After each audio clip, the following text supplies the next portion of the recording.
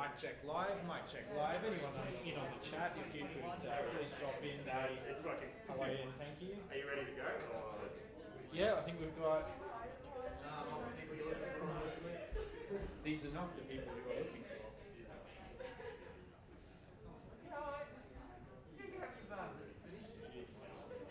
Welcome.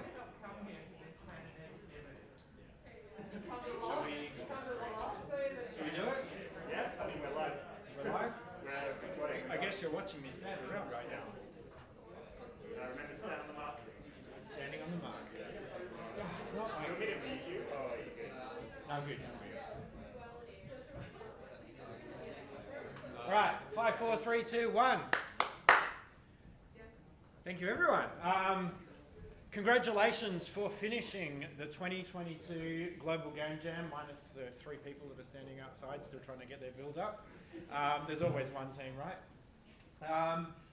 I guess having a look around the room, there was a lot of really amazing games that came out over the course of the weekend. It was really great to sort of see the progress over the course of the 46 hours that we've been working on them for. So put your hands together for the effort that everyone in this room has put in. And that extends to our online watchers and participants. Congratulations to all of you as well. We are going to start by kicking off with a little bit of a talk about Let's Make Games, which I think we will dive into first, using this wonderful slideshow because we love slideshows. So I just want to dive in, sort of talk about Let's Make Games. Some of you may not be aware of Let's Make Games and what we do in WA for games and the community. So we just want to sort of give a little bit of a rundown before we dive into actually showing what's been created this weekend. Apparently I have a mark.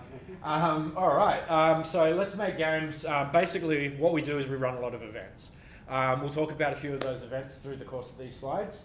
One of the other things we do is we advocate for games and game developers in WA, and we do that advocacy through talking to politicians, funding groups, any of those sort of groups where we can sort of generate some interest in the local games industry.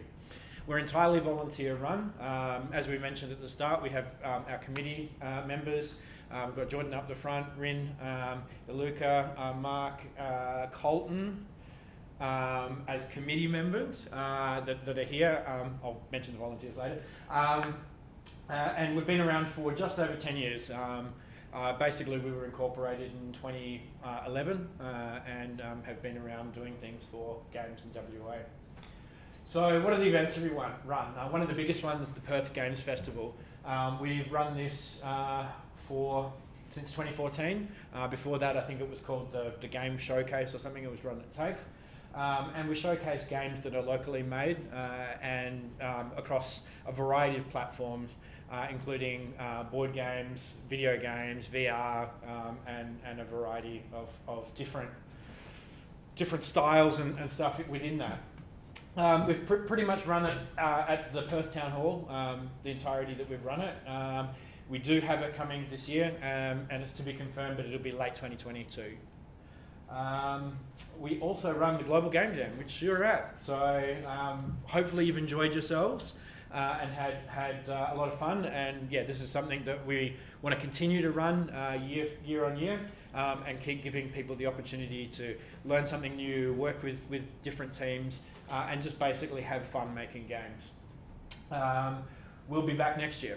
That's almost a guarantee, unless there's like COVID 2.0 or something like that.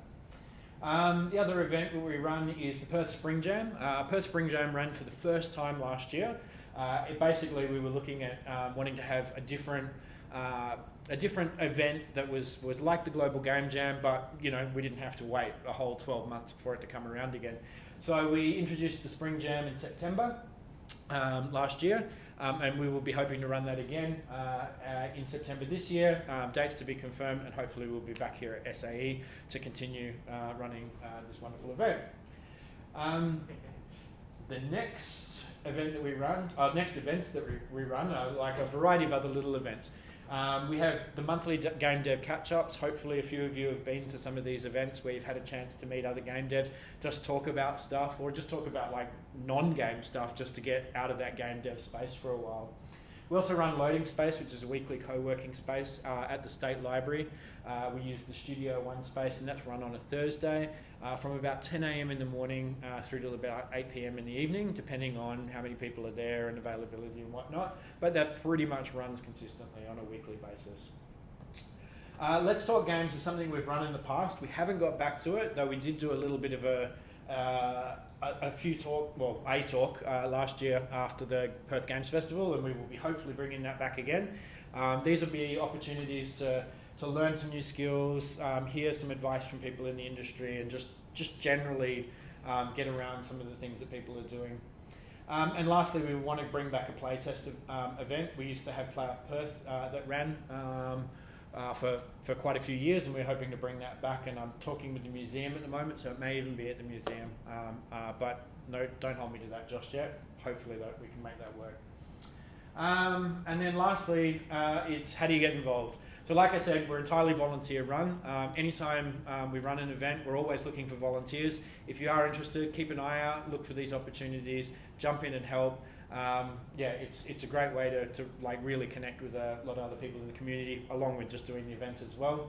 I know there was quite a few people that were volunteering, helping out on the door, and they still managed to get in there and make games and have a good time. So it doesn't stop you having fun, so don't worry too much about that. So jump on our Facebook, Twitter, Instagram, the web address is there as well, and if you're not on our Discord, jump on our Discord. The code is there. I'll leave it there for a few seconds if anyone wants to write it down, but I'm sure most of you hopefully already have it. If not, ask one of us afterwards.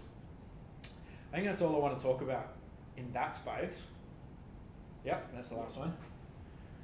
So I guess it's time to show some games. Yeah. You excited, Jordan? I am excited. Oh, this guy, massive props to Jordan, by the way, has been in here slaving away over organising a run sheet for which games to show and making sure we have them ready to go, making sure that the audio and visual setup is all working. So thank you so much, Jordan, for that.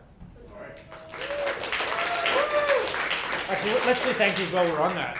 Thank you also to all our volunteers that helped this weekend. Without you, we can't do it, as I mentioned. Thank you to our major sponsor, SAE, for hosting us again this year. And hopefully we can continue to have that wonderful relationship. Thank you for the black screen. That I'm not sure why we're doing a black screen. I tried to encrypt the lighting, but it didn't quite work. Can you see me? Can you see me? All right. The lighting didn't work. Cool. Thank you to all the committee. As always, you're in here and helping and doing all of these sorts of things. So thank you very much for that. Let's dive in. Sure. What are we doing first? All right. I'll just.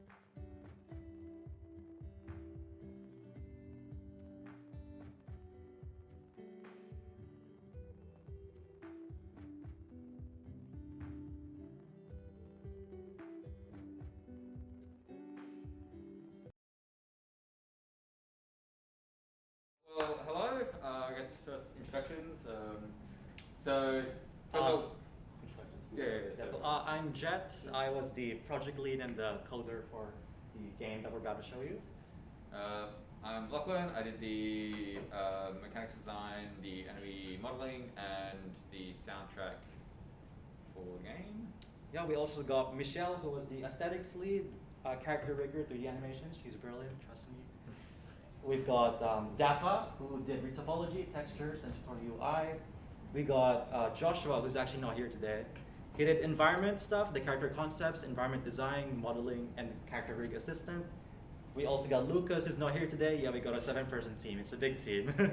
He did character models, textures, and he was coding assistant. And then we got Johnson, who was visual effects, sound effects, and coding assistant.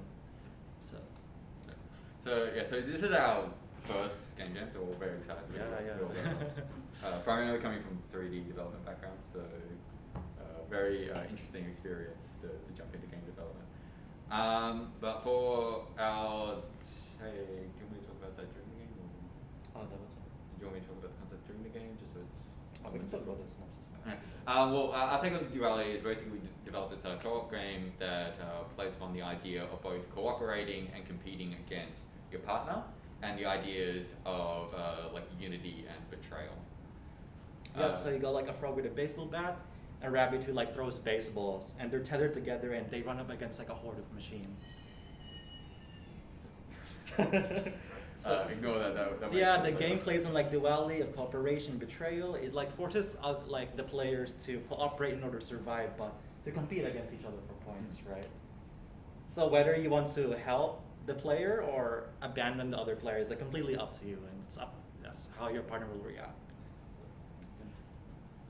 So the mechanics of it is fairly simple. As you move apart from each other, you both slow down, which makes you become easier to get targeted by enemies and get hit, and while also enemies dropping points that determine who's the winner and the loser out of the two. So points where you stop cooperating kind of affects both people, and points where you cooperate slows down how you progress against your partner. So it's always a fine balancing between them. Cool. So we should start playing the game now. Yeah, sounds good. Yeah. So our setup is one keyboard and one controller for the 2 players. Okay. That's okay. Player. And I will be here. Partially, I won't be in the camera. Hope that's okay.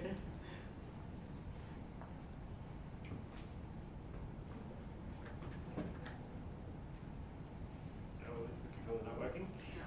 Oh, I think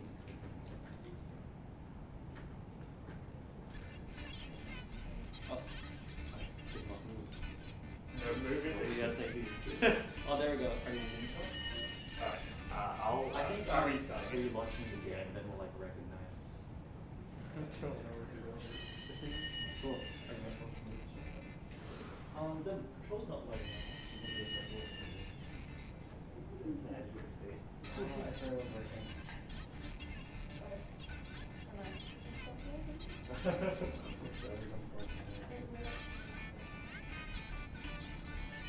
We can try replugging it. If not, we can run through the video. That doesn't matter. Typical game jam. Yeah, typical game jam. Yeah. Anyway, yeah, we can launch the video if that's alright. It works, I swear. Yeah. Should be a version 4. It's a liminal state.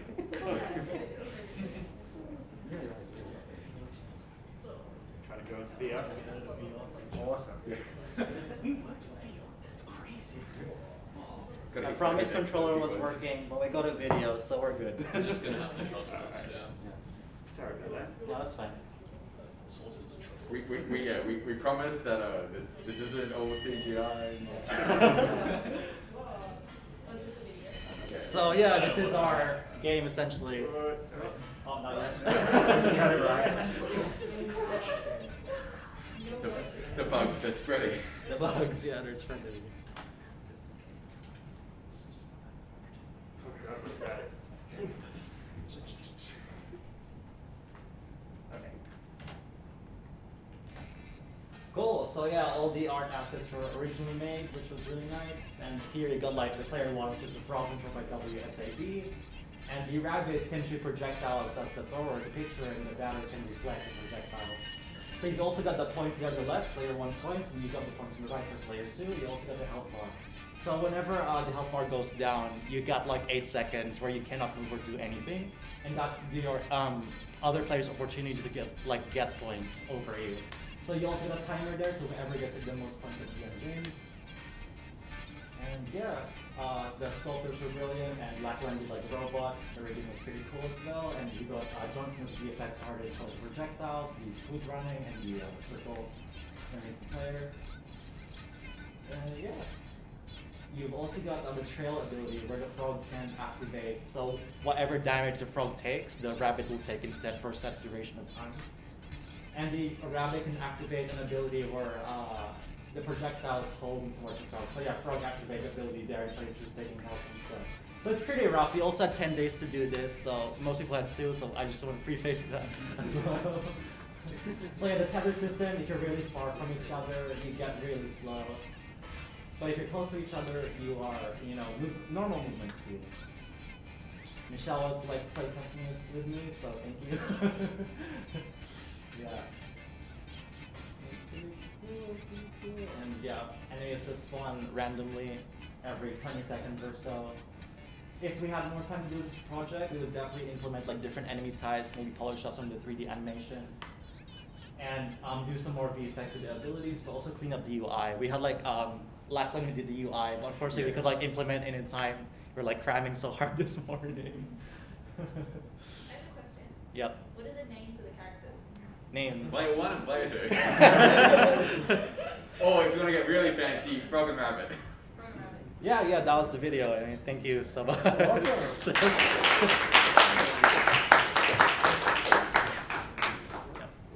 Yeah, any other questions actually? If anyone had any? You need to come up with names for the characters. Yeah, cute name. That's a statement, not a question. Jim and Stacy. Jim and Stacy. Give Wait, names names to characters. All right, who's up next? I can go. Next. Come on down. Come on down.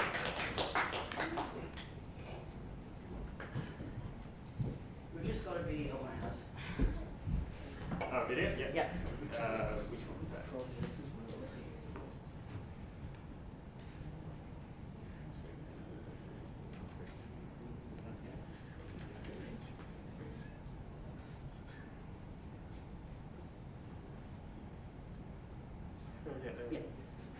Yeah. So we just got a screen capture of ours. Because, good old classic game jam, things turned out how they turned out.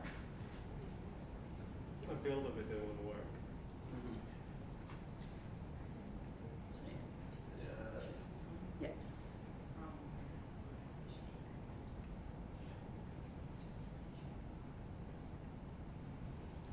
That's fine. That's okay.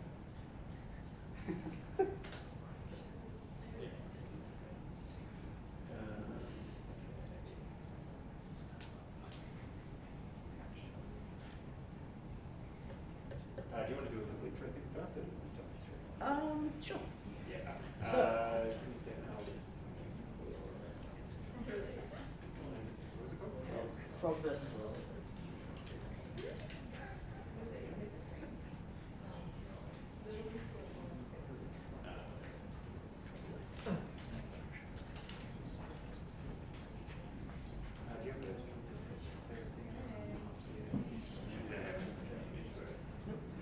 I mean, I tried.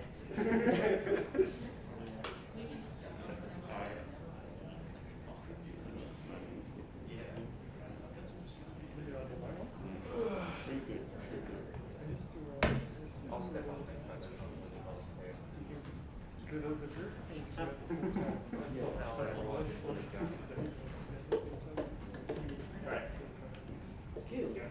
Okay, so our game is based on your classic Space Invader style thing, but we came into it going, we want frogs. And so that's how we came to our idea. if you could start playing the video, I'll talk over it. Okay. So when we started developing this and got our theme, we went, okay, how do we incorporate frogs into duality? And so we ended up going with, well, duality often means opposites, things like that. So what's the opposite of a frog? It would be something that attacks a frog: scorpions, snakes, spaceships. Yeah. So you'll see in our each level has a thematic. Didn't go on the wrong part of the screen. Okay. There we go. Wonderful. So this is our little main character here. He wears a mushroom for a hat. What's not to love? It's from tractors, right? Oh, it's so cute. Okay, so here's our little frog guy down the bottom. He is shooting tons. So we have 3 different types of power-ups. You've got your health increase. You've got your movement speed increase and a bullet speed increase. And so we modelled everything and implemented all the code ourselves, which I'm very proud of. I think the only thing I grabbed from the asset store was sparkles. I grabbed some sound effects. Oh, sound effects, yeah. We didn't have a sound designer. But you did all the music yourself. Yeah, so there you see our big enemy. And if you can see really close, he's got angry eyebrows, which I'm very happy about. Yeah, so each level is thematic around a certain enemy that frogs will have. So this one is like your classic scorpion and the frog. Tail, I think it's Aesop's tails. Maybe. So once you kill the scorpion, you'll move on to the next level, which involves snakes. And each level is built around waves, like your classic Space Invaders with a big enemy at the end. Did it move on to the next level? Yeah. There we go. And this is our mushroom themed level. So this is, the snakes will just sit there and go, "Ooh, it's great, I love it." I had a huge amount of fun modelling, all your bouncing mushrooms and your snakes and things. Yeah.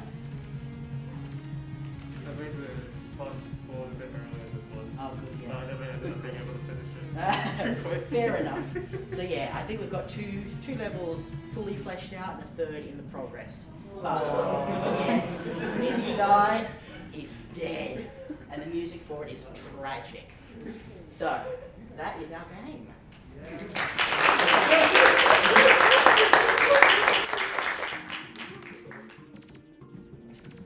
How do you control it on the phone? Is it just Yeah, you move the kind of frog around with your finger, and it will shoot automatically. Oh, it's automatic. Yeah.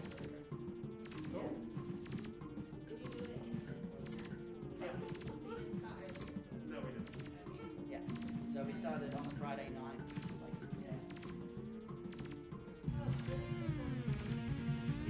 We didn't come up with much. I was calling it more. Four. Yeah. Yeah. Any other questions about the development? Cool. Okay. Wonderful. Thank you.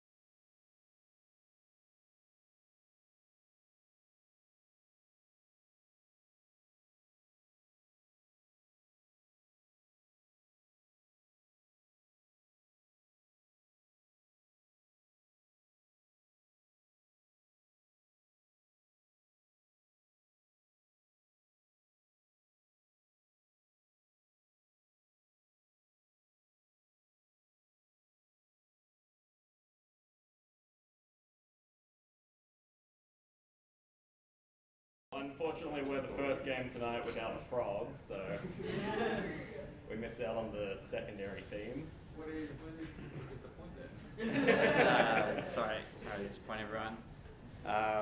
We're Brock and James. We made a game called Centerfold. We are two audio guys actually, and I'm a programmer and game designer as well. And on Friday night, I got my notepad and I gave it, and I said, "Draw me a thing," and he said, "Nothing's coming. Nothing's coming up." And so then, anyway, we went and had some beers, and then we talked about it, and we came up with this idea of this like beam going through the middle of the world that would be like a kind of safe haven. And yeah, we built it. I didn't do the sound this time around because I had a sound guy. But if you wanna boot up, are you loaded? Yeah. Loading the browser in here. Oh yeah, it's a browser-based game. Can you full screen that within the? Do you want it full screen? Oh, you mean like that? Yeah. There we go. And it's a phone game as well. We can go up and down, and the centerpiece is like a safe haven, but we built this mechanic of when things come into the center, there's a chance that they're going to flip to the bad side. So if it's a light color, then it's a good thing. If it's a darker shade, it's a bad thing. So you might say that blue one didn't change, that yellow one. Oh yeah, I don't know how often it actually happens. There you go. it's about 50-50, nearly all of them are 50-50. This blue one is like a fast speed, so if I grab two of these blue ones, I get bonuses as we go up. When these turn to bad, negative points, but I'll get this one.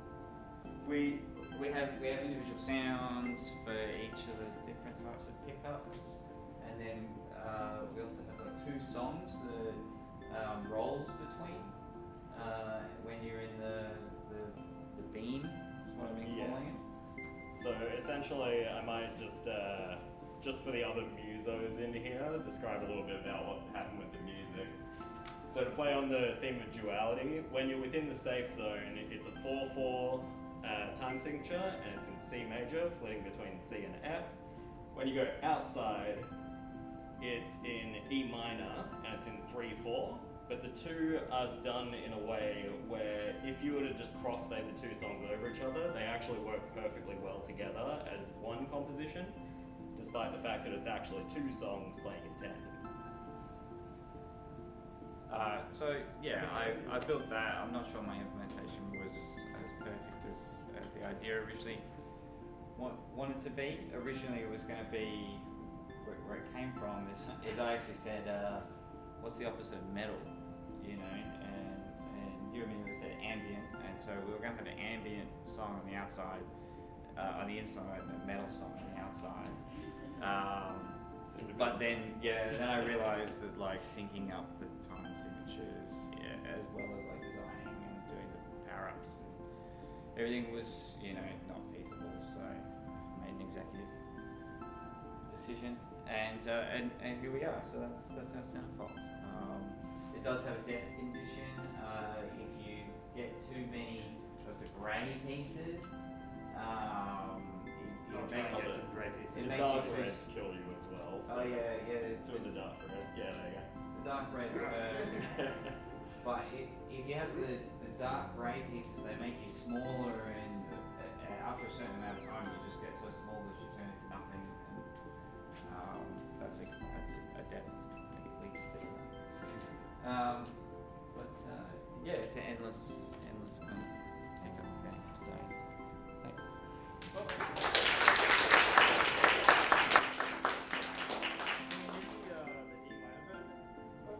So if you just hold up or down and stay in the black areas, then you'll hear the music slightly change. What was that? Sorry. So when you're within the white area, it's the C major 4/4, and then when you go outside, it'll be 1 2 3 1 2 3. It's kind of faint to hear, but yeah. Yeah, but, And so the idea as well is that the chords are like you do music, or I guess, yeah. this might be gibberish to like 95% of people in the room, but essentially it's a C chord going to an F chord in the major one, it's an E minor going to an A minor in the other one, so they form a C major 7 chord and an F major 7 chord respectively when you clash the two of them together. So the idea was like having two things that are complete opposites, but they work perfectly together if you just like collide them. oh yeah, the other main mechanic that we changed was the beam was originally a global slowdown mechanic, so everything on the page slowed down. But then after playing it for a little bit, I realised that like it wasn't quite going to work. So you know, I did a little bit when I'm not sure. I just make two versions of it and just have a toggle that you can change at runtime. So we can actually flip the global on as well at any time. So we may have a pickup that does that later. There's a lot of things that you can do with such a simple concept. Yeah, we had a bunch of ideas of different pickups that you can get. And, you know, you need to balance it at high levels because I make them go faster over time as well, and there's more that come at you over time. But it takes a while. Yeah. Anyway, you know, any more questions? What's the character's name? Blocky. Player. It's very cute and soothing. Well, you know, you can play it. It's on the. Just go to the link. It's mobile friendly. Great. All right, thanks.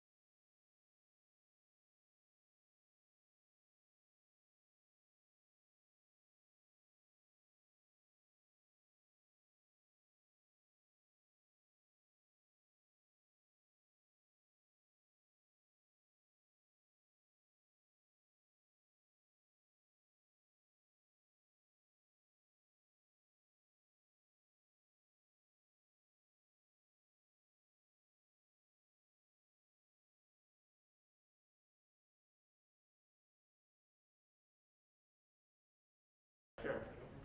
You're live. Amazing. Hi everyone. I'm Imogen. This is Colton, and we also have Miles in our team. We were a 3-member team, and we made our game over this weekend. Our game name is Meteorbit, and it is a kind of arcade-style game that we made to play on your computer using a controller. The idea behind the game is that, like, the way we tied it into duality is that there is this balance between your speed and then the gravitational pull of the planets. So you're balancing that. That's the duality of it. For our game, I did the assets and some of the art, and Colton and Miles did all of the coding and all of the actual smart part of the process, the actual intelligence. I just went home and slept most of the time. These guys are here like dun, dun, dun, dun, dun, dun, dun, dun, and I was just like, Oh, Miles didn't show up at all. really? I still felt like I just drew like little pictures sometimes. So yeah, that's our game. Let's show it. Yep. The controls for the game are accelerate and decelerate. So we're using like L2 and R2 to do that. So that's how you actually manage it. The planets, you are the meteoroid, and we do have a name. Yeah. Surely, you guys have to ask us at the end. Yeah. That is for the Q&A. Right. It's Sim. Colton, Imogen, Miles. Oh. Yeah, so this is our game. Pretty much the only control you've got is your velocity, so you can either go fast or go slow. And depending on your speed, the planets kind of pull you in to this gravity. So depending on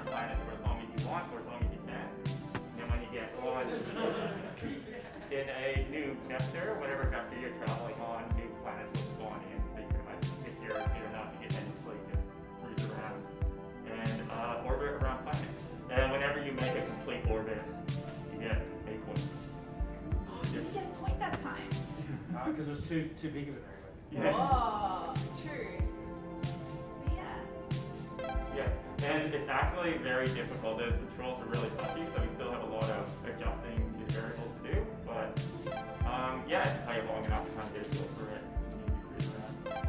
If And you look close enough, the meteor has a butt. yeah. That is the best part of the game. That was Colton's idea. And sometimes noises loop over each other, but you know, it is what it is. Yeah, we got the sounds and the sound effects from like a royalty-free. Thank you, like, freesounds.org. Yeah. So we didn't actually do that part. Everything else, I'm really impressed with all like the particles and like the clouds around the planets and the particle effects and everything, and the stars. That was like super impressive. Was that you and was that Miles doing most of that? Miles did all the planet shader stuff, and I did the star field and stuff like Yeah. that. All of that makes it feel really nice and like really cute. So yeah, I'm really happy with that. Does this video have the planet? Yeah. Okay, cool. Amazing. Yeah, we actually managed to get in a diversifier for the event because there was one that was just like make the game kawaii. So kawaii and bright. That's literally the wording for it. So that's what we did. I think we pulled that off. But yeah, do you guys have any questions? What's the name? Yeah. What's the video's last name? The video's last name is Butts. His first name is Meat. From the noble butt lineage. Yeah. Oh, there he was. Was that the mile? That's Miles. So Miles is not here to present the game, but he's here in spirit because he's in the game. And that is the curse of working with Miles. You have to put him in the game. That is for next week, everyone. If you work with Miles, you put him in the game. Anyway, I think that's it. Hey, Yeah, that's it. do you want to say anything else? No. I think we chose a really good scope. Yeah, It's no, quite totally, simple, yeah. but really fun and really cute. Yeah, and it's pretty much like we were done the first night, just add stuff to it and make it like more fun. Yeah. Yeah. All right, well we don't have to be on there.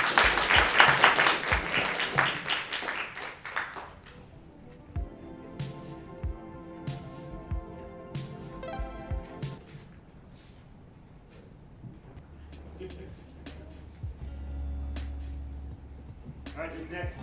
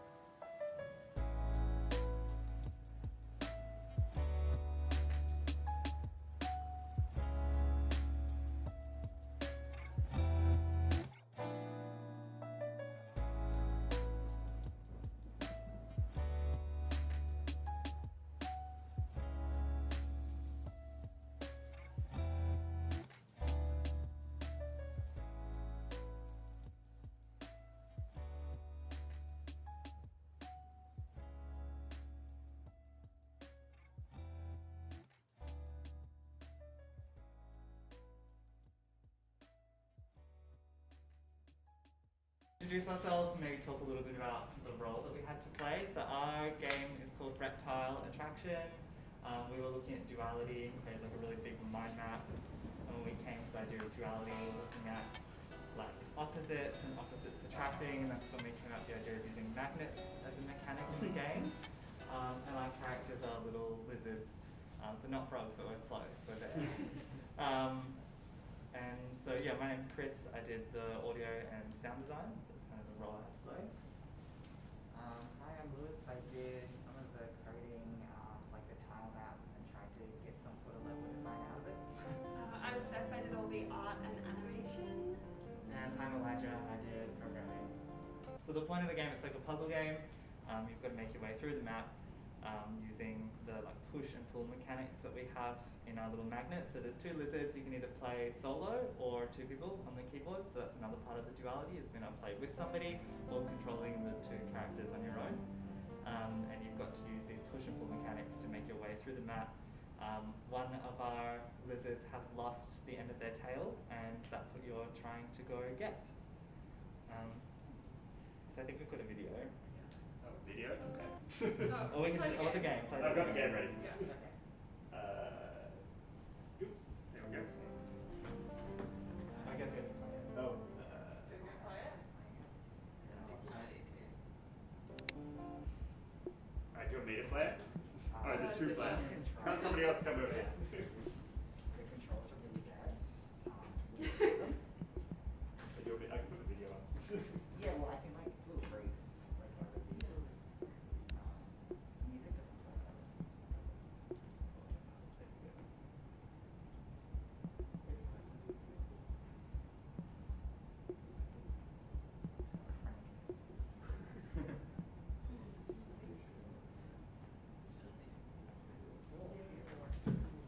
Second, technical difficulties.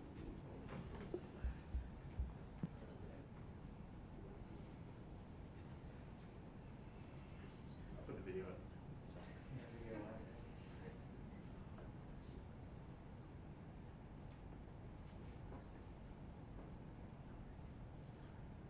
Yeah, so basically each of the little reptiles are holding a magnet, and they can change between a positive magnet and a negative magnet. And when they've both got a positive magnet and or both got a negative magnet, they'll repel each other. And then when they've got opposites, then they'll attract to each other.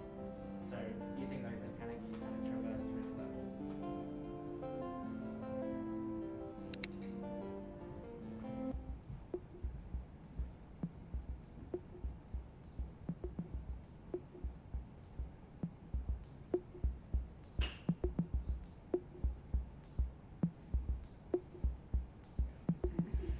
This bit takes a while.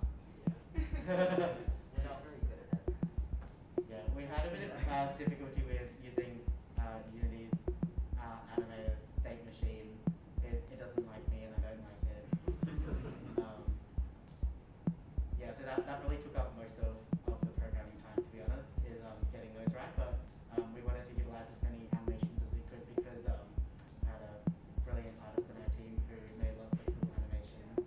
I think this current build doesn't have all of the animations. in Yeah, it. this one doesn't have, so we also have the characters like facing up and down, if they face their guns up and down, and it moves their sort of attraction radius. Yeah. We obviously aim to make more levels than just the one, but we ended up scoping it down just to one so that we could submit something. Is there any questions? So the orange one's name is Clem, and the green one's name is Time. So Clem and Time.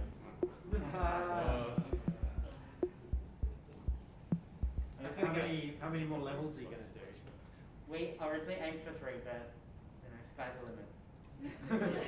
Initially, like the punchline of the game is that they were trying to one of the lizards dropped off their tail, so they're trying to like find the tail and like get it at the end, and they're like, oh wait, it just grows back. Like we didn't need to do all this together. But we also made a little itch site as well, so you can check it out. And Wow. yeah, so I did with the audio to look at duality. We've got a theme song and just the normal little beat that's in the game itself, and we have a credit song as well. All of the sound effects I did myself. the title track itself, it's 3 different compositions, and one of them is in 4/4, one's in 3/4, so a similar thing. And they're also made sure that they're syncopated, so together when they're in one mix they do come together, but it creates like a constant movement throughout the 2 layers of the track that's playing, so you have like a duality of kind of the songs meshing together and then being separate and then coming back together. And then the melody is just simplified for the end in the title and the credits. Yeah, that's really Thank you. Awesome stuff.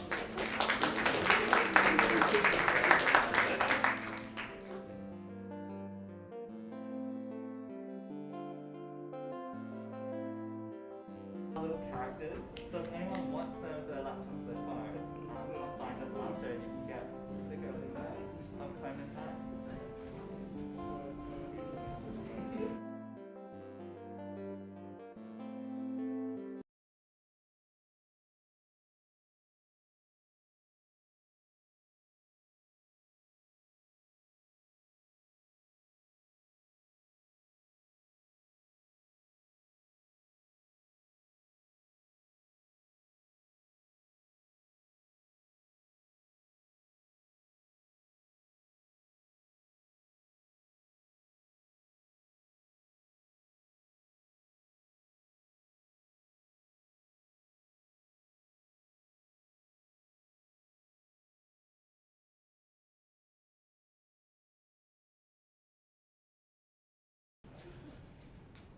Yeah, saw the diversifier for the kawaii thing, and I thought, you know, why don't we make a horrible duality game about being a doctor who steals people's organs instead.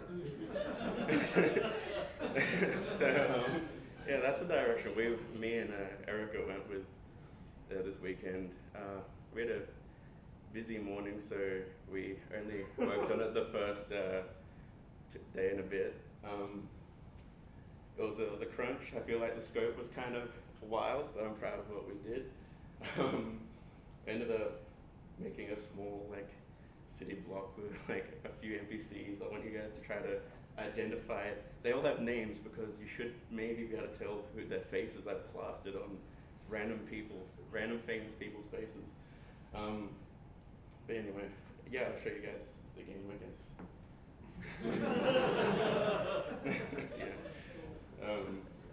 Yeah, I'll let the video do the talking.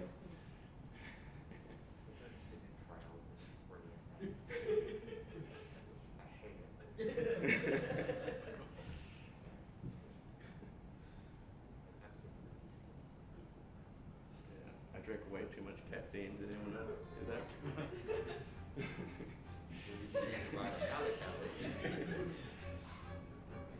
Is that music?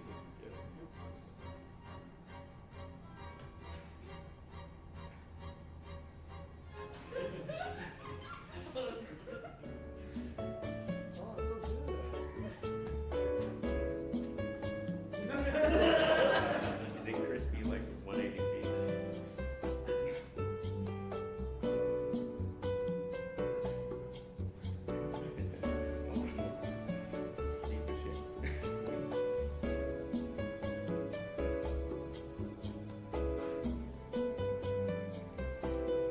Beginning your scoping the pages.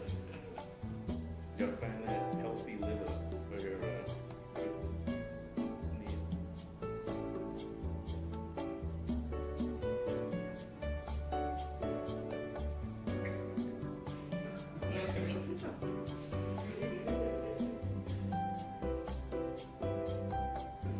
I would have made a bunch of NPCs in little time and dusted out the old PS1 technique for getting a texture sheet of just photos from Google and then mapping the UV and coordinates onto the photos. It's so strange. Oh, crazy.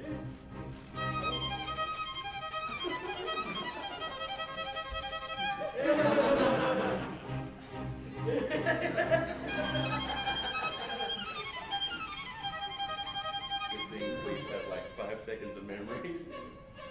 Kill.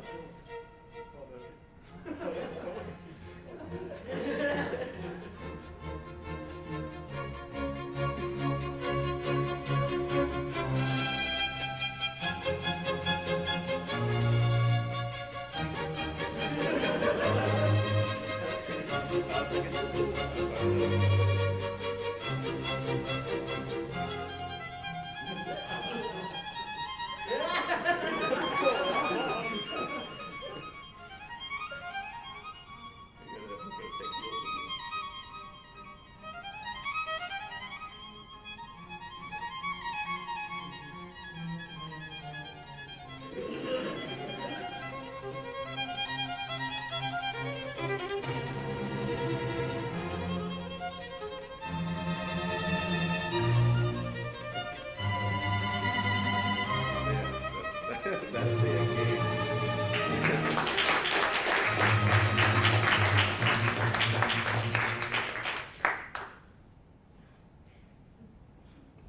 Awesome work. Any questions?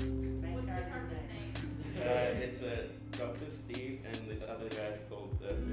Mishkin. Horrible, probably. I think I'm sick. Are you the medic from Team Fortress 2? Possibly. All right, next up.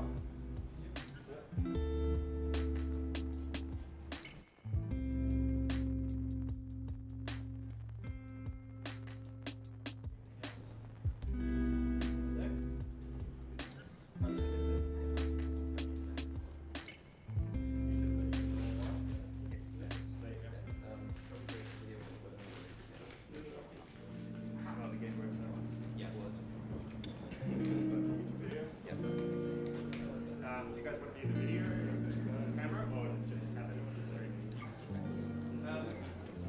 We'll talk for a second first. And then the video that's on screen here as well. Yeah. You want me to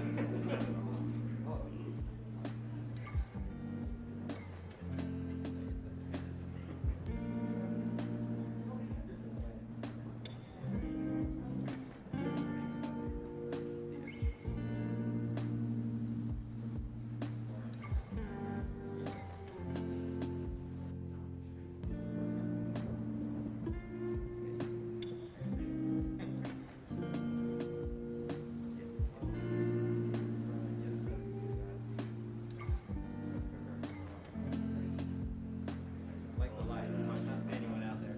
you can stand us at the point? Yeah, no, I'll move over there. When you guys are ready. Yeah. Hi, I'm Liam. I did the art for Goblin Gravy. Oh yeah. So our game Goblin Gravy, team of 3. I'm Peyton or Skeen on the Discord. I did game dev. We did this in Godot, so game dev in an environment we haven't done before. Liam as well. Jump the gun, sorry. I'm Josh. I did programming for a few things, mostly, I think. Yeah. I don't know how much of my code got removed or redone. This is the programmer's first time using Godot, so I think they did a really good job on this.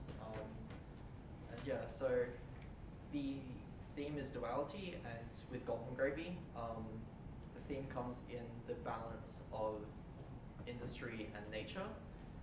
It is primarily a tower defense game with the resource management involving the balance between those two sides. So So that as you build things, they start to damage the environment, but they also generate resources. The more damage the environment, the more goblins are going to be spawning, so the harder it is, but you can also build more defenses. So you're trying to fight that balance, not build too much that it's overwhelming you. Make sure you do an efficient build. And yeah, it gets a bit chaotic because there's a bit of randomness in there as well. And bugs. and the bugs as well. So we just took a couple of videos. One's just normal gameplay and the other shows off. There's 2 different end states. One is you destroy the environment. The other is the goblins destroy your base. Yeah. Do you want to go to that first video? Who's already playing this video? Oh, yep, there it is. Yeah, so you can see in the center we have the core, which all the goblins will attack. They do little things. And the goblins have this magical ability to phase throw it to the bottom left, to the bottom right hand corner. No reason. So there's indicators on each side of the factory floor, indicating where the goblins will come through next.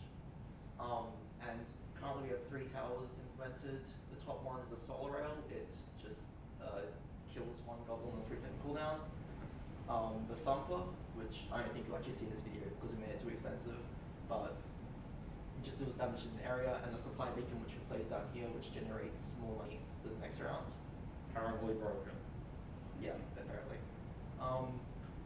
The aim of the game ultimately is just get the highest score possible. And you have these two, we have this banner here. This We'll is show the, that in the next video. yeah. So this nature section here, this will slowly degrade over time depending on the pollution level, and the bird might get a few feathers taken off as well. You'll see it in the next video where it's more pronounced, but yeah. It gets a bit more chaotic as well because the goblins will start growing leaves, and the towers are a bit optimized. Like early game, you got the one which destroys one at a time, so it's really good here. But later on, you just get overwhelmed. Your expensive ones are like AoEs and stuff. This game is a balance nightmare because there's multiple exponential growth. Different factors to think of which one's going to grow first. Make sure they grow at sort of a separate rate. We only put tower destruction in about 4 hours ago, so it kind of very rushed. Yeah. If you want to skip maybe a little to the video, Yeah. There's like a 30 It is a second tough before the game. end of the Worth noting is that they were making a lot of noise while playing.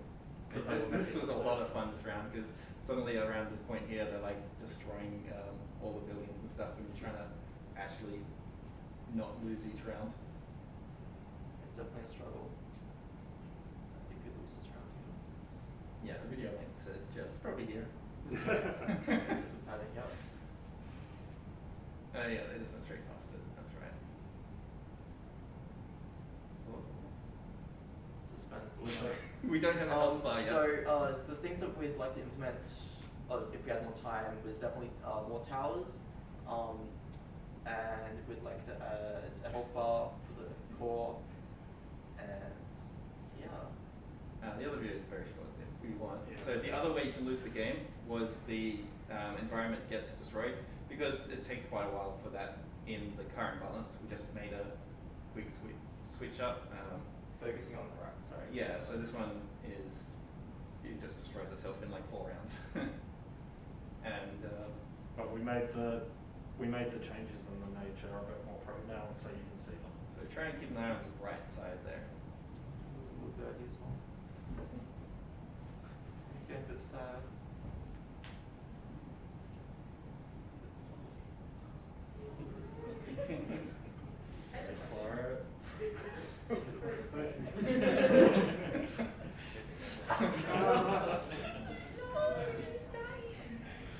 Yeah, I thought that would stop the bird up there. I didn't want to go further than that. Just to get but yeah, that's essentially it. And the name Goblet Gravy comes from the river turning green. And to give real props to Liam here, the environment or all of the artwork's basically done on the first day. And it looked really, really good real to us, so it was very happy with it. Any questions? Yeah. What was the bird's name? Put me more on the spot than I already am right now. Yeah, it's really comfortable. It's not Berto, right? From Dave or something. Dave. His name is Dave now. Let's say art designers. What was Put on the description goblin's name? Each one of them. That's interesting.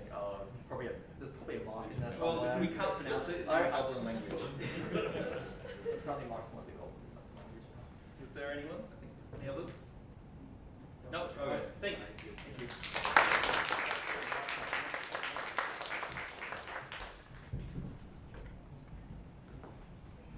Next up.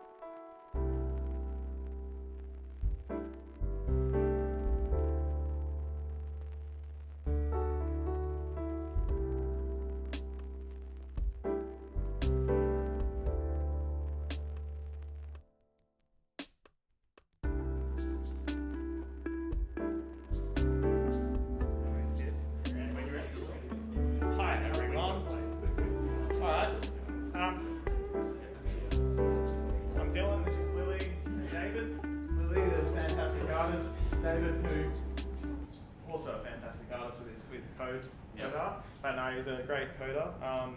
And I did gameplay code as well, I suppose. But anyway, our game we didn't title because we didn't think about it too much. But the general gist is you've got like the happy, cute world at the top, and you've got the sad, like dead world down the bottom.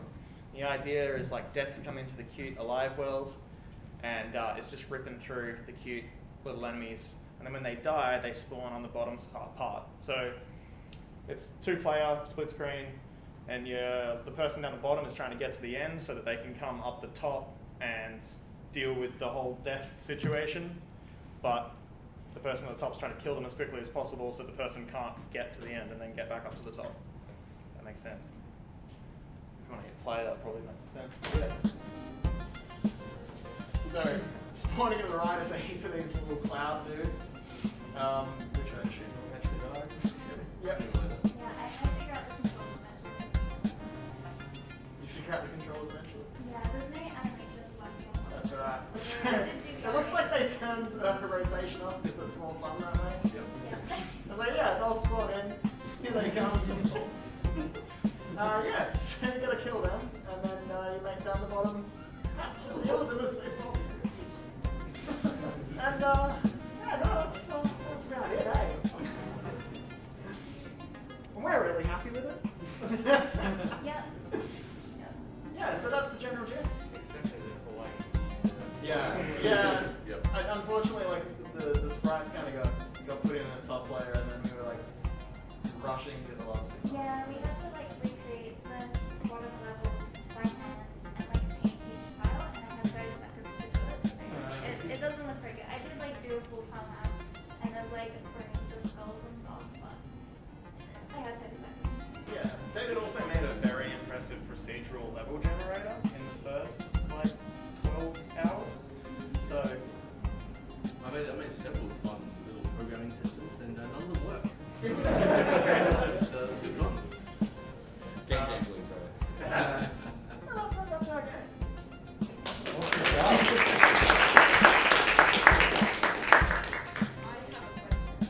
Yes. My name is Imogen. Well played. Oh, and Daddy also.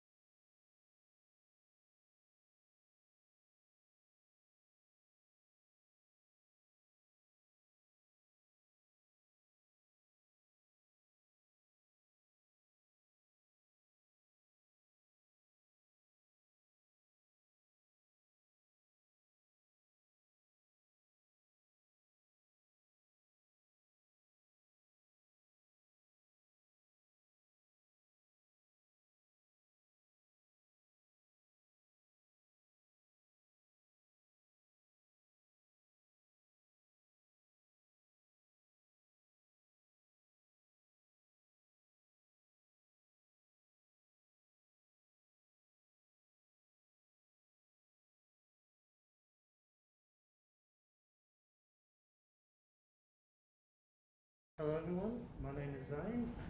I've only been learning code for about a month, maybe less. I originally entered this jam not expecting to get a game out, but for the most part it was just to meet people, learn new things and stuff like that. The fact that I actually finished one is a bit of an accomplishment of my own. The game is simple enough. It's the light has gone out in the world and your character is going to run down, pick up the orbs of light and return them back to the main temple. Very quick and easy little, started off as a 2D platformer, became 2.5D And yeah, basic assets. I'm not an artist or a level designer, so well, I did want to originally add like little platforming sections and things like that. It was already way beyond my capability, so it's dead simple if you wanted to give it a shot and start it up. Yeah. I finished most of it in the first 12 hours, and then the rest was just bug fixing and adding a little design there. I should probably credit Jordan and a couple of other people, because whenever something went wrong, they were the first people I went to. You're welcome. Yeah, so whenever I'll give it a play. Yeah, give it a shot. Okay. Just WASD? Just S&D really is a yeah. site. Shift to run if you want. And you start off with a little cutscene, and then it brings into the main controller. So yeah. Space to jump. Space to jump. Yeah, so you see those little pillars of light that you have to return the orbs to, and yeah, it's still a little bit glitchy here and there, but simple enough. It picks up all the light, returns it back to the pillar.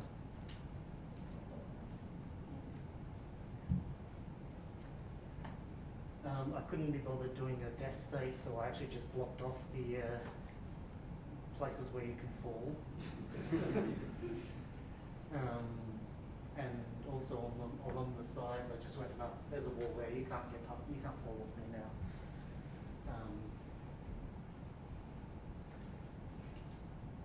It's not very good. Yeah, it's not a very good game. It's not a very fancy game. I love it. It does its basic job.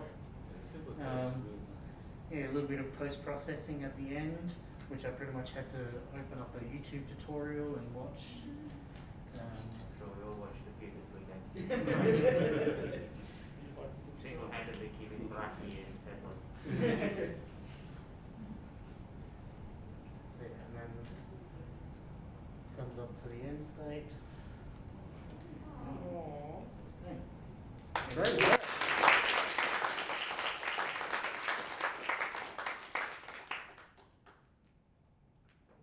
So yeah, if there's any questions or anything.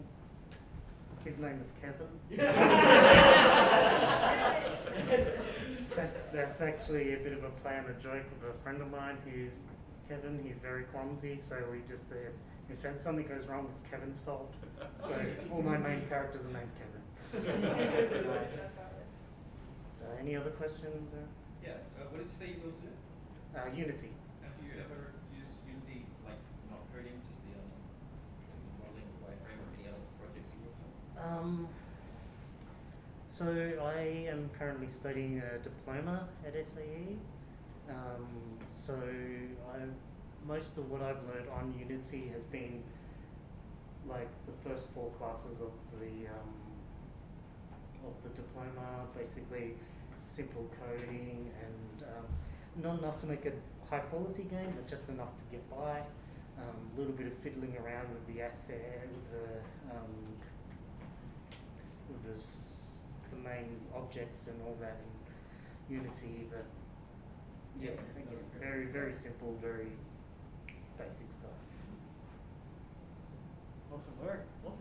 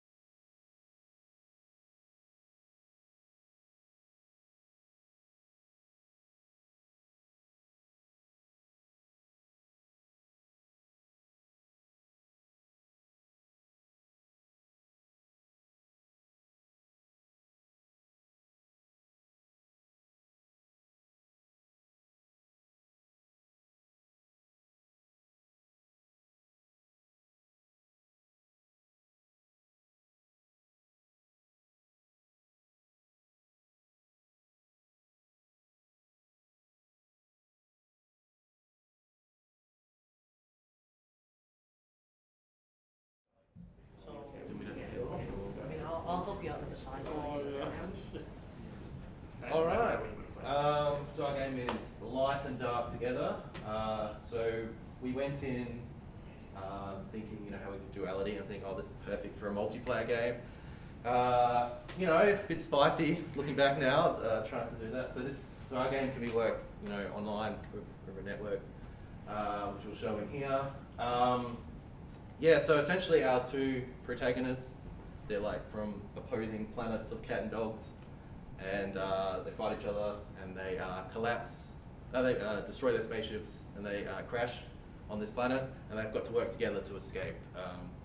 So the beginning kind of idea with them working together is that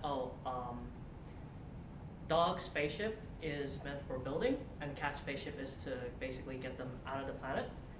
So at the beginning, basically they're together with dog spaceship at the there, and on this planet there's a lot of different enemies. The enemies are specific to both the types of players. So one player can only kill one type of enemy, and that's where the cooperation kind of helps together. And their goal is to find basically energy crystals spread around the map. They collect them by just walking up to them, and then when they find a spaceship, they can basically take off and win the game. And so if we can get, I'll leave the video going.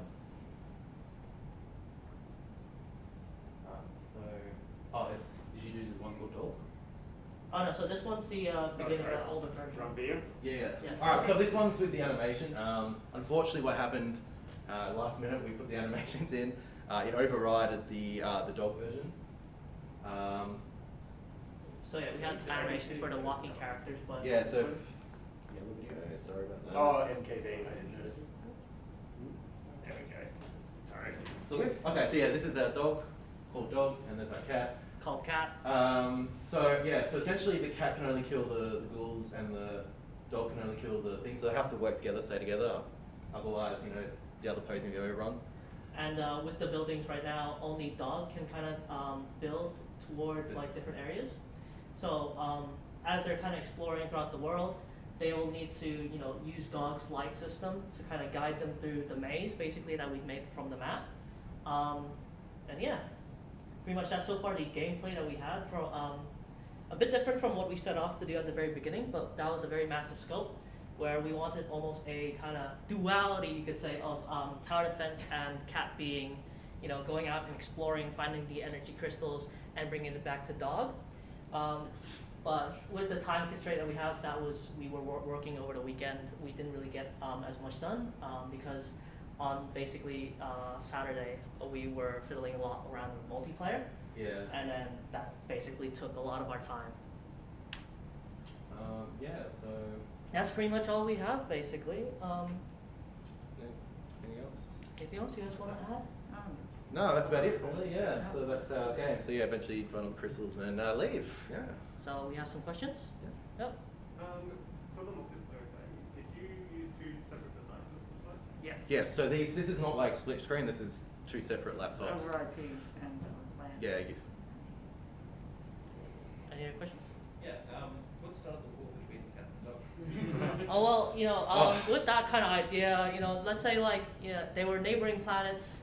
Dogs and cats were working up a civilization, and then all of a sudden, they had an argument over a trade agreement or something.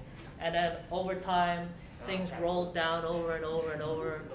And that's how the war began between the both of them. And this was He didn't just make that up on the spot. I could write a whole story about cats and dogs against each other. Question? What did you use for multiplayer? So we ended up using Mirror in the end. What was that? Mirror, it's called. Mirror. Yeah. Any I'll other give you questions? One more question. You said the cat's name is Cat, but what's the dog's name? Dog. We're very creative. We're very creative. Well, thank you very much.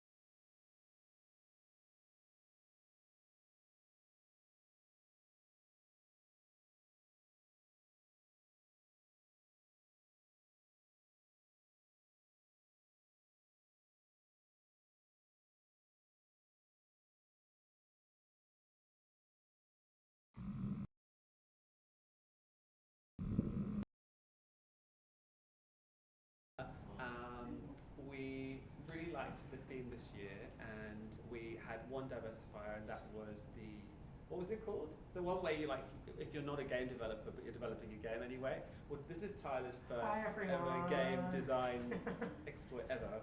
So we created a game called In the Other Room. And we were immediately fascinated by the idea of going through a mirror, so a mirror representing a dimension that you can't access, and sort of Alice through the looking glass, all that sort of stuff, and the duality of two spaces separated by a mirror. And then we thought, that's too cheerful, let's make it really miserable and existential and kind of thriller. So we created a first-person experience where you play as an unnamed character who travels through a mirror from a war-torn post-apocalyptic dimension into a surprising alternate reality. So I guess let's just roll a video and you can see kind of what happens. I did all the 3D audio and the actual code and programming, and Tyler created all of the narrative and all of the 2D assets for the game. We can go full screen, right?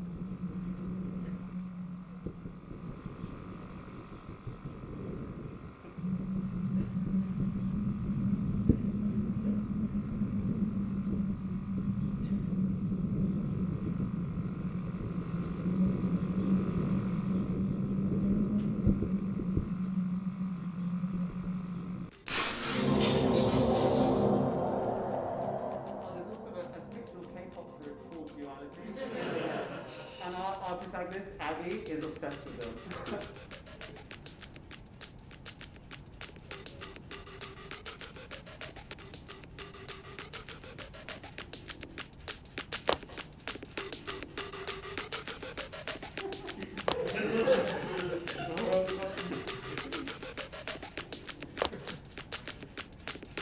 Jackie is her really mean best friend.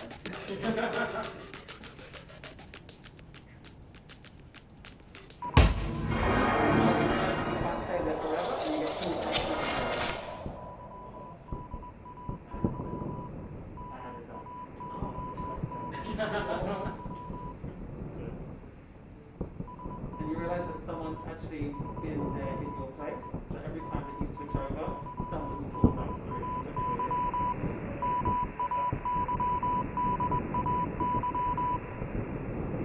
So there's a set sequence of how many times you can pass in the mirror, and every single time something's starting to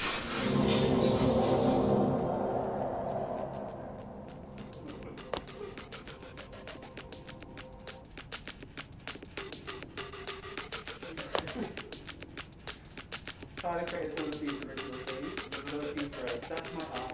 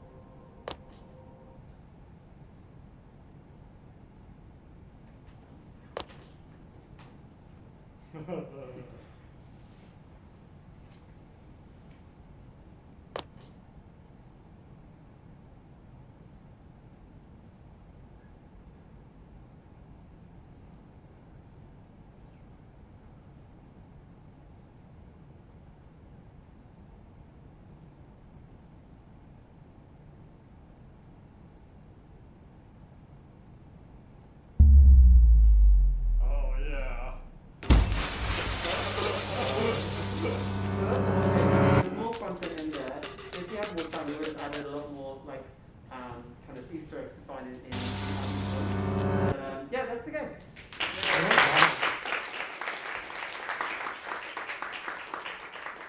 Any questions about it? Sure. So your Morse code, is that actually Morse code? Yeah, that's a SOS broadcast. Yeah, yeah, totally. I actually preferred that to the like audio loop that you hear on the other side of the wall, which is only like 4 seconds long and it just repeats. It's actually mind-numbing after you hear it like 5 times. That's the game. Thank you.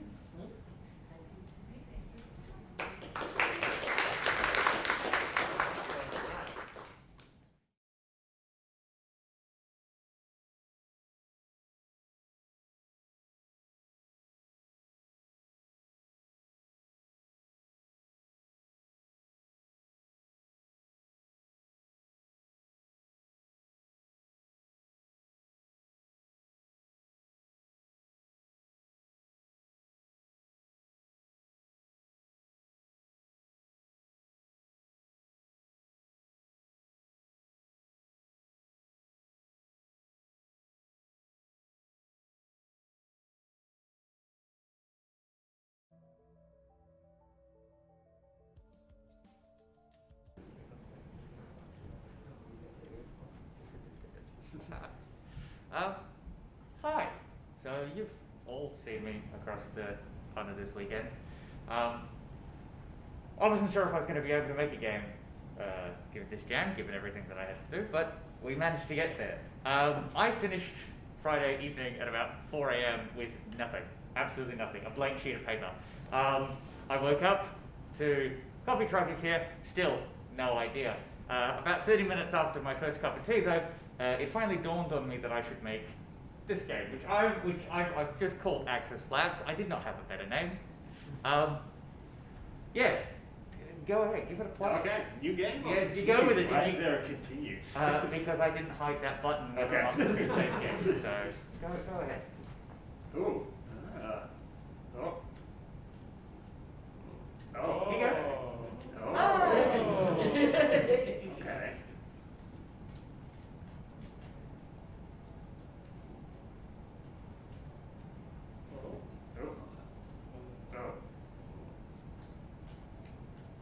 Yep, you got it. What am I trying to do? The doors are unfortunately spaced a little too far apart. Then you just try to open the door. Is this? You have opened the door. Keep going. Have you tried proceeding forward? No. Ah, there we go. Okay, so this, oh yeah, okay. Yeah, so basically his duality is that he lives on 2 axes. That's it. And only 1 axis at a time. He basically, once you push the button in there, you actually just run towards the wall, and you just bounce off those walls until you push all the buttons, or you run out of time. At which point you teleport it back to the beginning. Very simple. Very simple idea, but again, I didn't get started until about 11 o'clock on Saturday. And wrapped up quite nicely. Basically, I wanted to combine both the traditional 2D side scroller and your like Crash Bandicoot, Sonic the Hedgehog from behind platforming. Yeah, with a super simple idea. Hey, there we go. Gamer.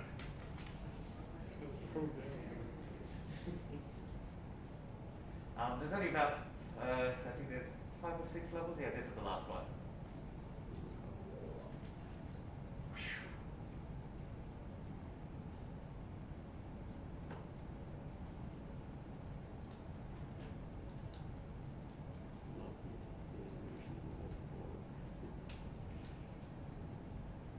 Oh, it's rotated. I see the speed.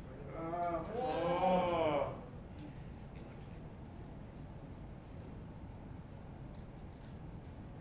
Yeah, I'm sort of super happy with a lot of the little polishes. His animation is adorable.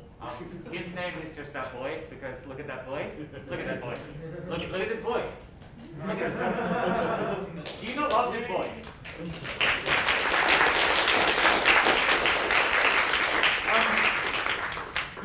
actually super happy with a lot of stuff. It actually does save the game, so if you quit halfway through, you actually can return. It's got all that lovely functionality put in there. Yeah, I'm super happy with it. It's nicely stable, and the art I did all myself, so that's nice and fun. Yeah.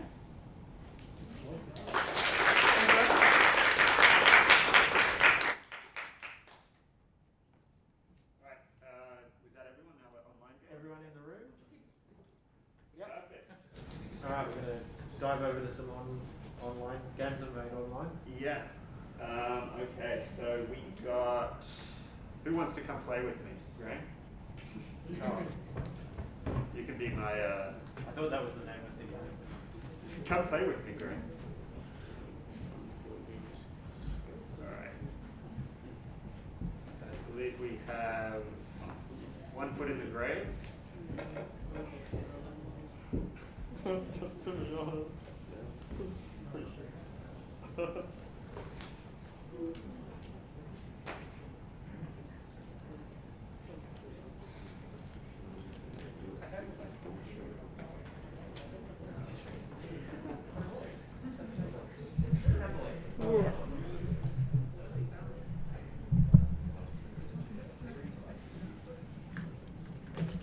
So this was won by Lisa and Doug.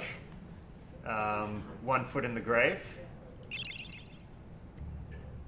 So as far as I understand, you have a character that when you die, you go into a different world and can do different things with them. I'm not going to do it as much justice as they could have done.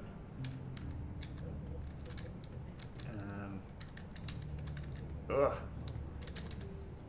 I was able to pick this up before when I was testing it. Oh.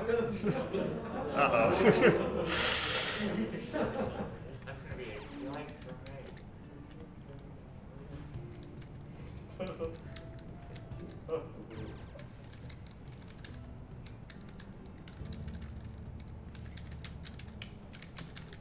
Alright, that can stay there.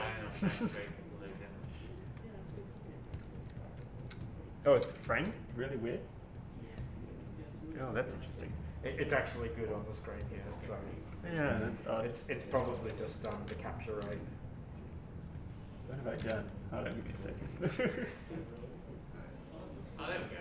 That's it. As soon as I click into it, though, it freaks out. Yeah. What am I capturing with? Oh, I'm doing both. That might be better.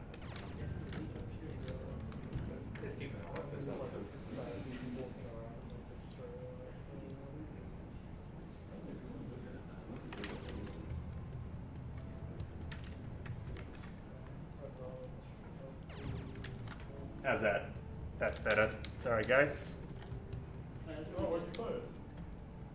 not much better. This might be the limit of your system, Greg. Probably is.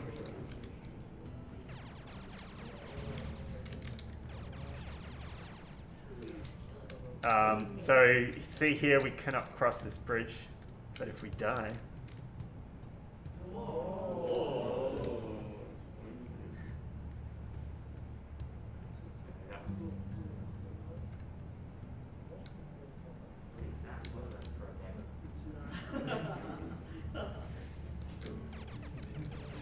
I don't know if the rabbits are friends or not, but I'm going to kill them.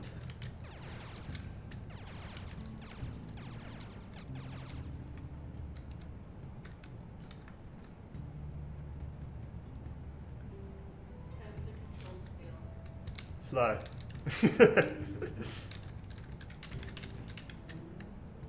Alright, I don't know much more about this one, so I might leave it at that. All of the games you can play from the look at the web game. I'll double check that that one didn't have. Which one was that one? Where'd it go? One from the grave. Did they put a video up since I looked last? They did. Apologies. This is probably a much better example of it.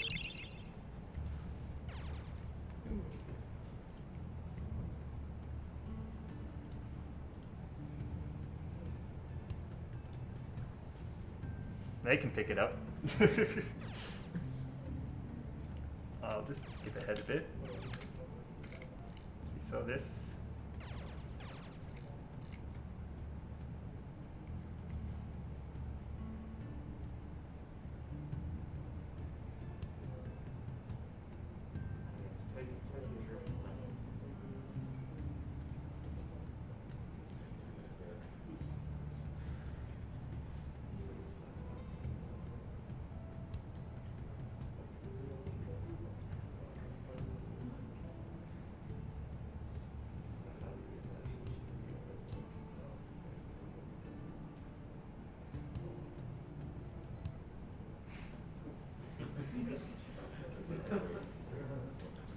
All right. And there is one more, I believe.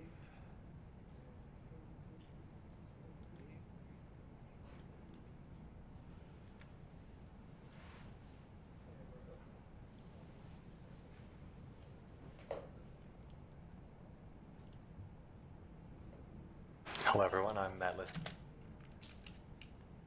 Hello everyone. This is Matt's one. I believe he's provided commentary, so that's useful. Hello everyone, I'm Matt Listen. Welcome to Pet Necromancy, a game I made with Sarah. So, Pet Necromancy. Here is our starting screen. You're being insulted by this punk here. Here is our starting screen. Doesn't like you because you don't have a pet. By this punk here. Here is our starting screen. Doesn't like you because you don't have a pet. By this punk here. Here is our starting screen. Doesn't like you because you don't have a pet. By this punk here.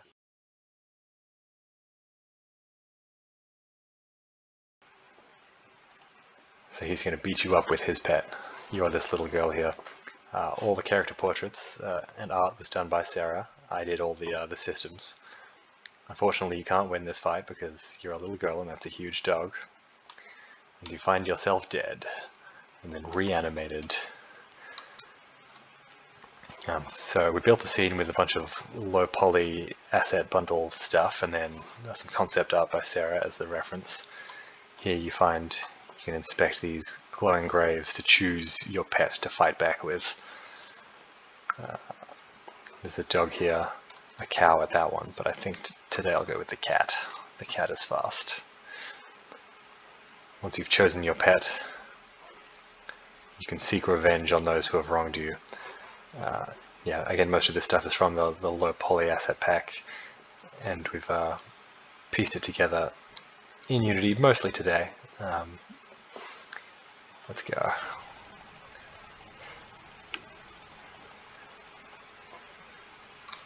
Take that. I don't think she's wronged me yet, but she would have. This is the punk, though.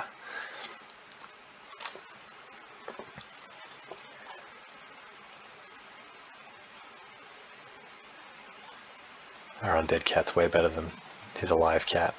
Her alive cat. So we've got 2D character sprites as little billboards for the enemies, and a little animated skeleton guy for our main character. This model was difficult to rig because the default one didn't have the right bone structure, so that was the first time to do that. That was fun though. Oh, I might lose this one. No, I got it. Success! We have our revenge, and that is Pet Necromancy. Here is another playthrough where we've chosen the pet cow. A much slower attack, but much more damage, especially versus her stupid alive cow. Bam. Take that. Very slow attacks though, so plan wisely.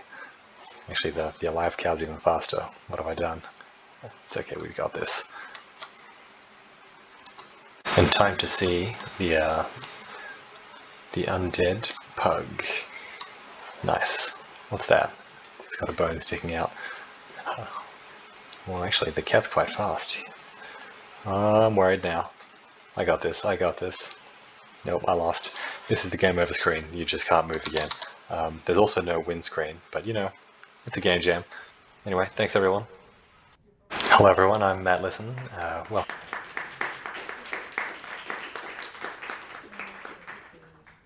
Alright, we have another game that I missed, which is called Bliss. It's described as a super fun adventure game about exploration and collecting candy. Wander a beautiful forest and collect ciphers and cipher keys to progress.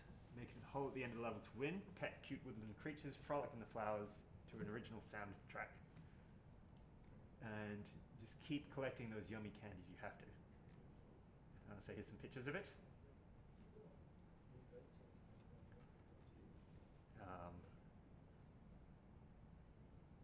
It's by Luke, Reese, Jesse, and 8. Oh, they showed me this one. So there is a duality mechanism where if you don't keep collecting the candies, it transitions into reality, which is far different to the world you're currently experiencing. Do you want to come play it? Yeah, I can do. I won't be able to do it justice. Yeah,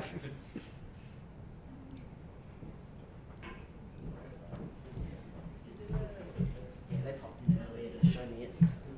Not today, on Friday.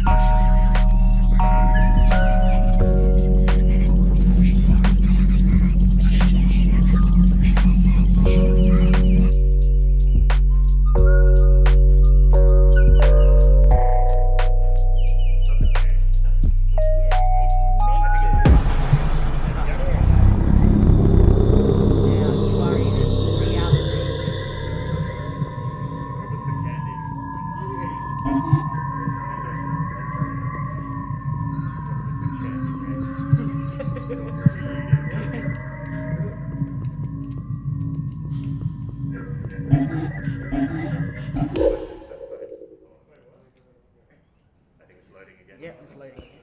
Yay! And now we're back to happy land. I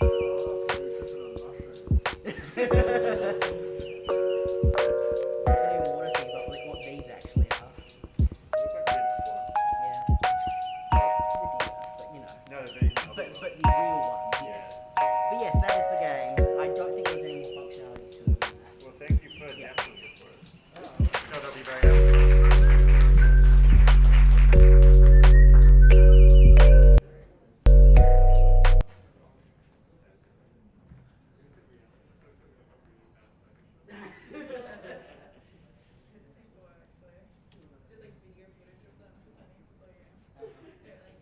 You ready? Yeah. That would be hilarious. Alright, so with 5 minutes to go, it pretty much wraps up. I'm just going to mention there are 2 other games that I've seen that haven't got a demo or a video that we can quickly look at. One called Gemini and one called Hazard the Helpful Hydra. So jump on the Game Jam site, check them out, give them some support. Thanks for jamming. Just a question. Whose first Game Jam was this ever? Like, hands up. 3/4 of the room, maybe more. Well done. Like, this is one of those big things. Yeah, well done. Doing a Game Jam is a big experience, as you all now can recognise. You do learn a lot. Hopefully everyone here has learned something, met somebody new, done something different that they wouldn't normally have done, and enjoyed every moment of it along the way. we are finishing up for the evening. Pack up is basically going to be over the next hour. Anyone that can help, we've got a few little tasks to do in terms of moving some furniture around and stuff and getting the room set back up so that SAE can come back in tomorrow and just operate business as usual. So please, if you can help out, help out. Otherwise, we do want to try and get out of here by 6 at the latest. So if you can make sure all your gear is ready and out the door by then, that'd be fantastic. Otherwise, thank you again for participating in this year's Global Game Jam. Anything further? I'm going to just say to everybody watching on the stream, thank you for watching, and we're going to end it now. So, cheers.